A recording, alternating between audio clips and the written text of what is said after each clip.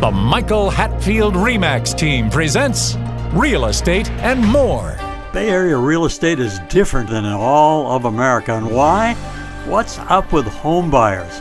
What's on sellers' minds? How is the market? And much, much more. Now, here's your host, Michael Hatfield. Welcome to Real Estate and More Show. As we know, there are tens of thousands of housing markets throughout the United States by location, and there are underlying sub-markets by price range within those locational markets. While the Bay Area's housing markets swim in the same big national sea of markets, all other markets locationally do also. If the housing market changes, goes up or down nationally, all local markets in the sea of housing markets will likely be affected. And that's a great reason to check in with my trusted colleagues around the country, see how their markets are doing, then make comparisons with our Bay Area housing markets.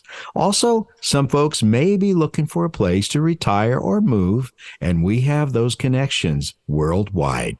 Today, I'm very fortunate to be able to talk with top producing realtor Erin Merritt. That's Erin Merritt, who practices in Reno, Nevada, and the Nevada side of Lake Tahoe as well. Good morning, Erin Merritt. Welcome to the show.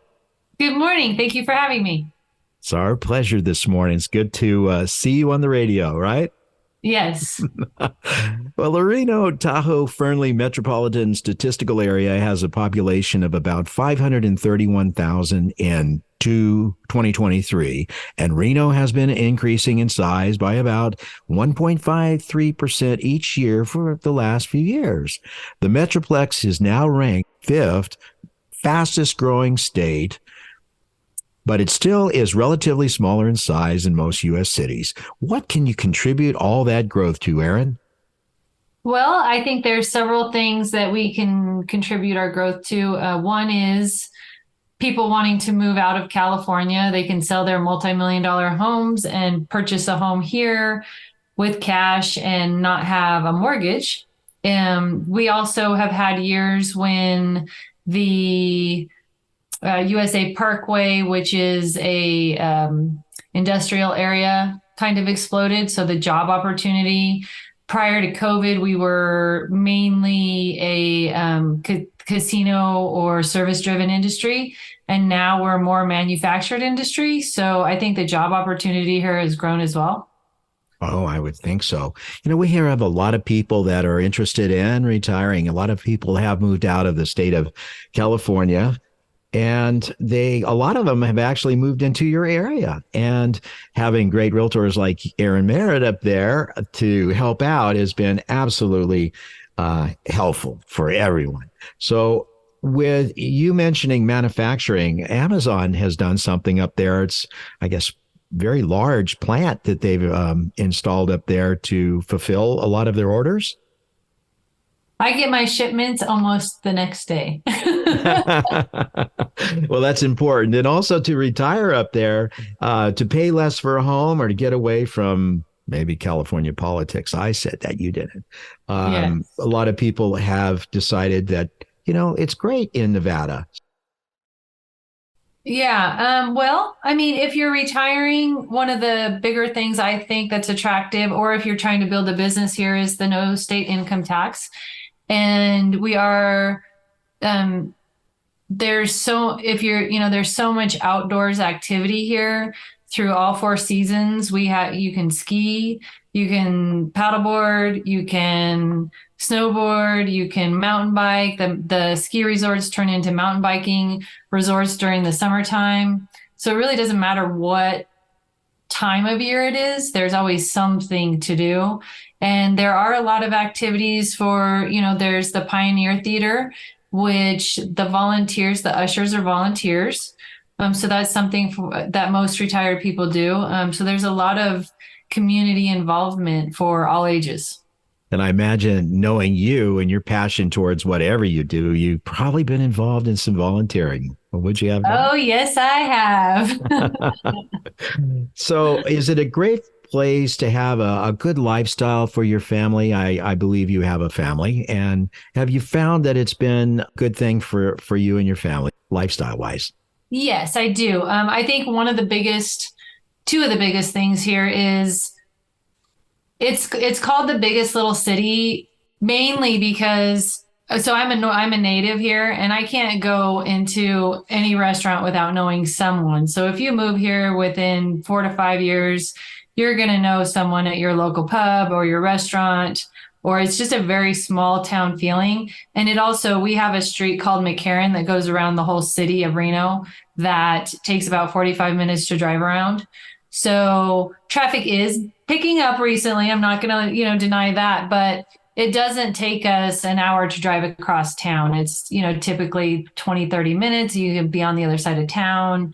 So, if you have to get off work and take your kids to baseball or football, it's not going to take you an hour to get across the city to do that. So I think that's definitely a benefit.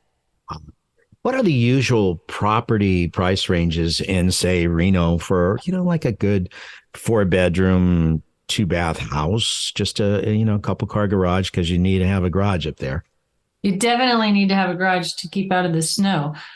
So our current median price range right now in Reno is $570. Last year it was actually $560. So it didn't increase that much year over year. But I think with the increase in rates, obviously your monthly house payment is going to be a little bit more. So there are some outlining areas like Fernley and Carson where the home values are a little bit lower. I think in Reno, South Reno, you're probably looking $650 and above for maybe a 322 2,500 square foot home. Our average on the high end is probably up to 800 in that area. Very nice homes, I would imagine. Yes. And there's definitely been an increase in homes over $1 million in the area where before it would kind of cap at 900 and now you're seeing a lot of 1.2, 1.3. So the values on the high end, I think, are going up. Where, before, if it was $1 million home in that area, you were like, whoa, it better be top notch. And now it's kind of becoming the norm.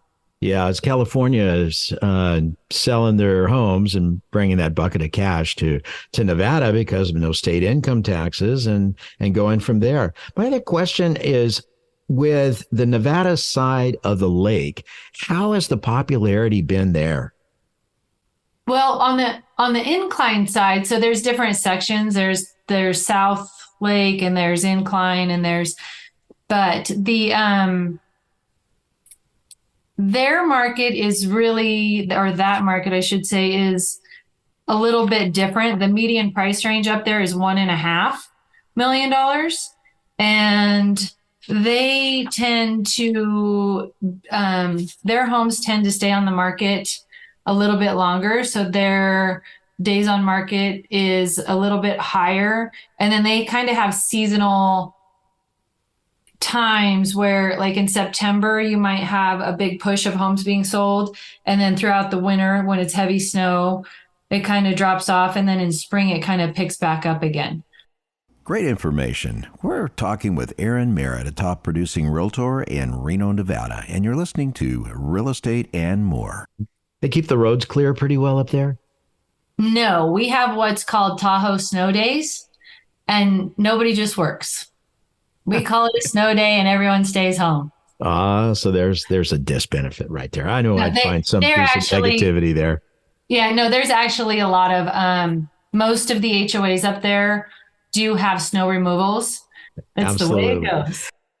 So we're going to ask a few more questions of this very smart woman and find out exactly what it's really like to live up in the Reno, Nevada area. Has the federal stepping of rates, the Fed rate since April of 22, dampened your housing markets in the Reno area as well? I believe they have. It's interesting. Obviously, like mentioned earlier, if you're buying the same home value that you were buying last year, your monthly payment's going to increase due to those rate increases. So your buying power is down. However, our numbers compared to last year are similar in regards to the median price point. So last year was 560 in Reno. This year it's year to year it's 570. The number of sales in the last 6 months per this year are 2,353, and last year was 2,513.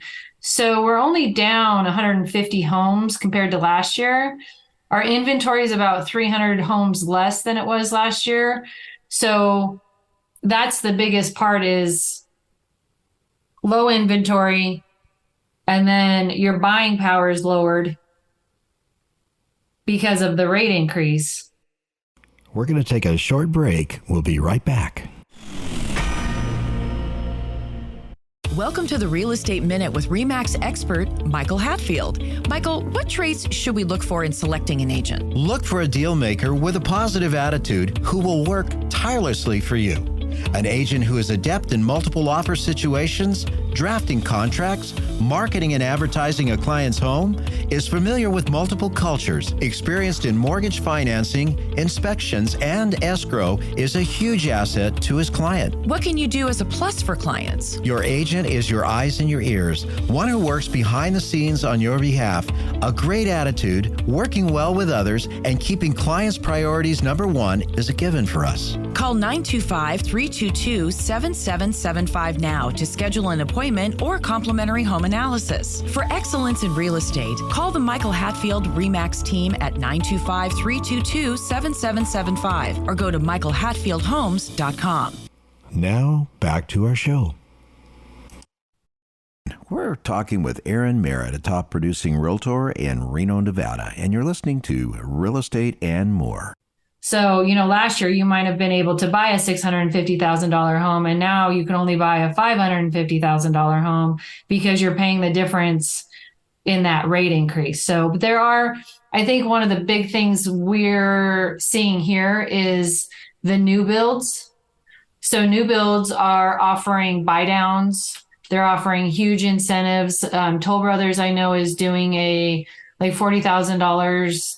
You can do it towards the value of the house. You could do it for upgrades. You could do it, for a lot premium. So they're offering big incentives to, get the rate down as well so that you can afford it a little bit more home. So, it's important, folks, to realize that when you go into a new build development, such as Toll Brothers or whatever, always take your realtor with you the first time. You don't want to go in unrepresented.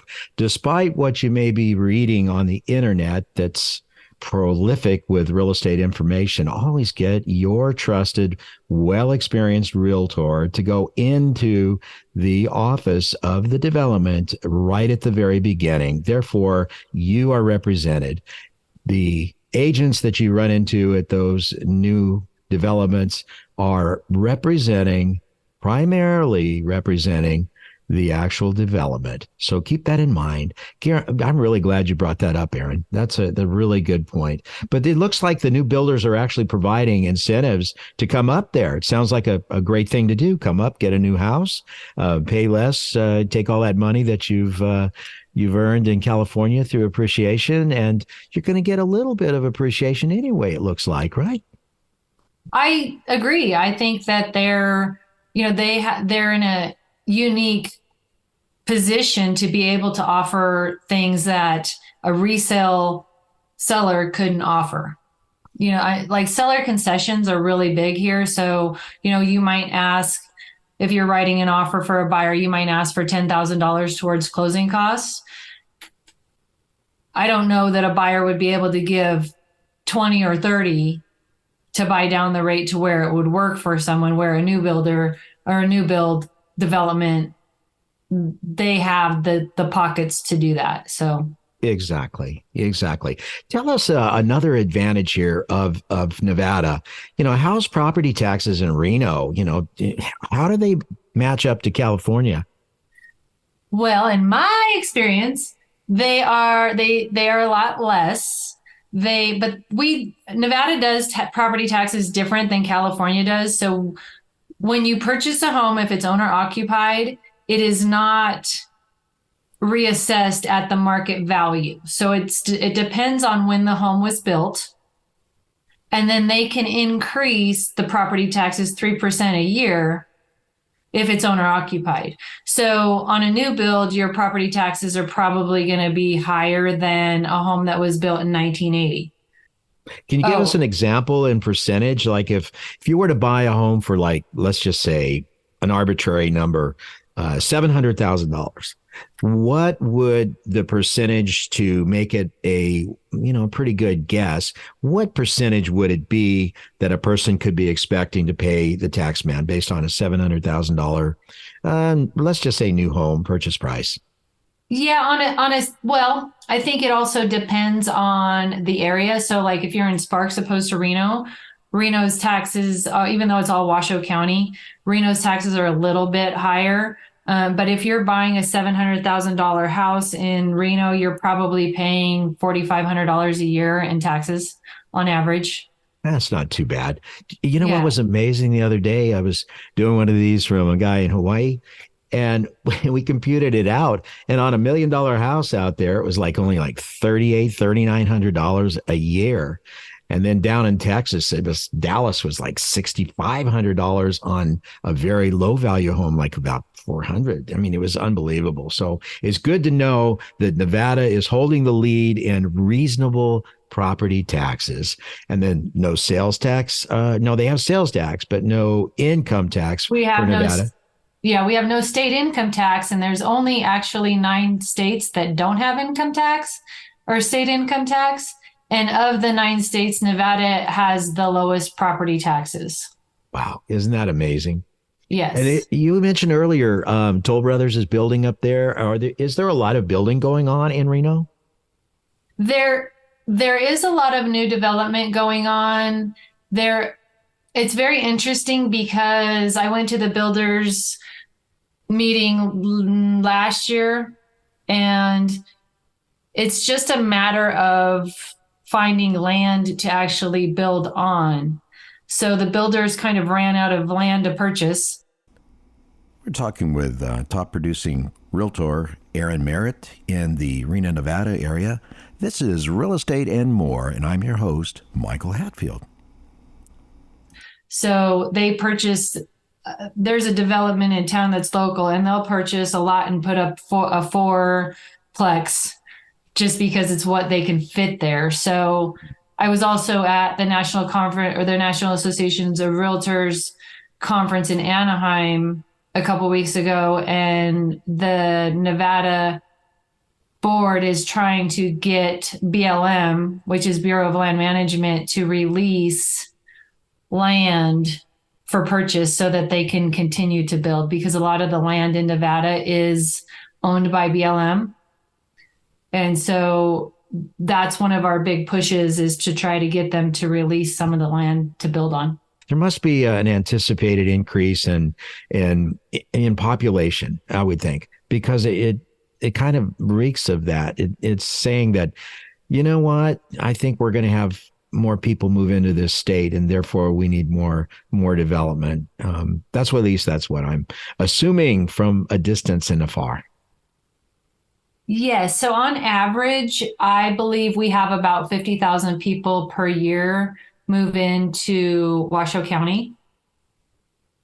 And that's been our statistic for about the last 5 or 6 years. Can you ride horses out in Nevada? Is there any place to go? But you could go to BLM land, could you not? If you were had your own you home? Absolutely could. We also have a lot of people who ride quads and dirt bikes on BLM land. But the horses, Washoe Valley has a lot of horse property, and so does the North Valleys.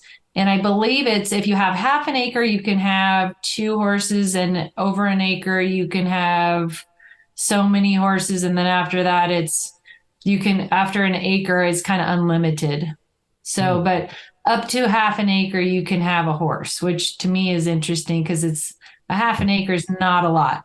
Not a lot of room. And I know where we live in the Bay Area, they let you have one horse, I think, per acre.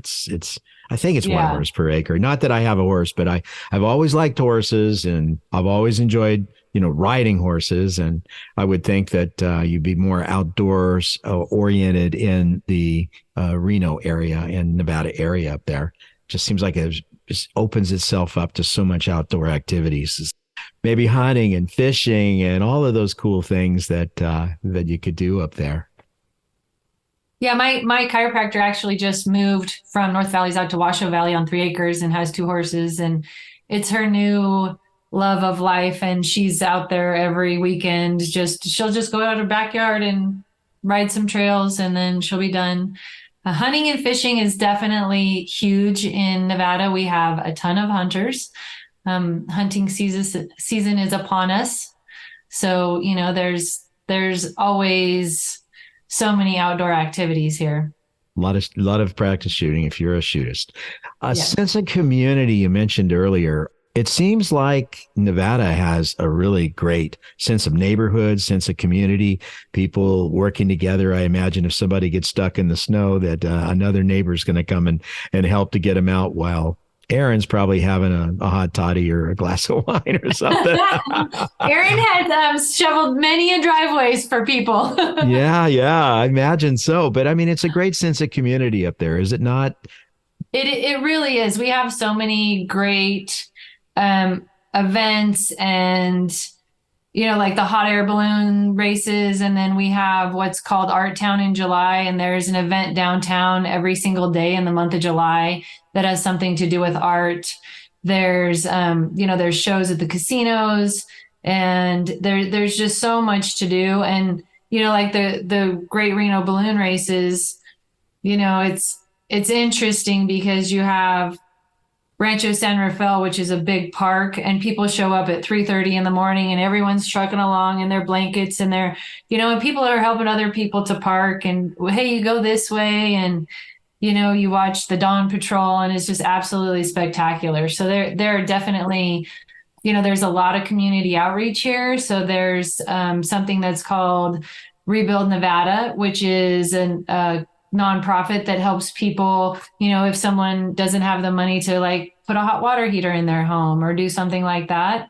And being in the real estate community and environment, there are a lot of nonprofits that we provide our service and volunteer for all kinds of reasons, not just for real estate, but for, feeding someone or helping them get shelter, or, one of my colleagues, Sarah Scatini, she's just such an amazing person. She would go down to the river every Friday and on her own dime and just set up a table, and she'd do hot dogs, or she'd do pizza one Friday, or she'd do, and then she would ask friends to give clothes. So then she would hand out clothing to the homeless. Well, giving back and giving to others is certainly a worthwhile experience to have.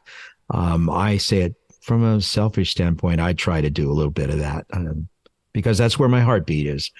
Would you know, I'm back on real estate now. Would you know the percentage of cash buyers as opposed to total buyers in Nevada? That is a good question. So I do know that I believe I heard last month that it went up to 24% cash buyers opposed to 16%, which was last year, somewhere around there. So it's up significantly from last year. Yeah, and people sell their houses in other states and then move into Nevada, and they're big cash buyers. And of course, it will drive the market northbound as far as prices go. I think looking forward that we are going to see further increases as the Fed pauses on interest rates, maybe even decline interest rates, especially in the first quarter, second quarter. Primary reason being the election. Always an election year, you always see some kind of relaxation there to make the party more popular, so to speak. And I think we may be seeing that real soon. So that's my own thoughts. How do you see housing markets in the Reno, Nevada, Tahoe area? How do you see the markets remaining a seller's market or changing to more of a balanced or buyer market? I believe it will stay a seller's market. I do believe it will become more balanced. I agree wholeheartedly with you about the election, and I feel like March is probably the time when we'll start to see or have a better idea of how our housing market's going to go. However, if they do lower rates, our home values will go up and we will have less inventory, or it will become more of a competitive market. So in our area, I don't know if this is true in California, but here we say, marry the house, date the rate, because if you buy now and you can refinance in a year and lower your rate, you're probably going to have paid less for the home than you will 6 months from now. Exactly. And I'm totally on the same wavelength as you are. In the Bay Area, you have this appreciation, and appreciation is so much more, it has so much bigger of a beta than elsewhere, I think. And so I think we see a little bit less of a beta. I think so anyway, and in your area, but you still have that beta to offset those interest rates. And so when I bought my first house, it was like some exorbitant 12.5% or something, and had to borrow some of it down. But you get in and you wait, you enjoy your home. You're not looking for a day trade. You're looking for something that makes a lot of sense. So that's, I'm on the same page as you are. Erin, thanks for being on the show. Thanks for having me. What a great time we've had this morning with Erin Merritt, top producing realtor in Reno, Nevada, and all around the lake on the Nevada side. All around nice person. Call us and we'll connect you with Erin if you wish to move to Nevada. Nevada does have some attractive attributes: no state income tax, relatively low property taxes, home values are less than California, outdoor activities are exceptional, and it has a great sense of community and neighborhood. So it's something to think about. You've been listening to Real Estate and More, and I'm your host, Michael Hatfield. Topics of the day like living and lifestyle in Reno and the Nevada side of Lake Tahoe, interesting people like Erin, and of course, we talk about and do real estate. After our show is aired, listen to archived Real Estate and More shows at michaelhatfieldhomes.com/radio. Once again, michaelhatfieldhomes.com/radio. Real Estate and More show episodes are available for on-demand listening on Spotify, Amazon, iTunes, iHeart, and most podcast directories. I'm your host, Michael Hatfield, and we'll be right back with our next special guest. Stay tuned.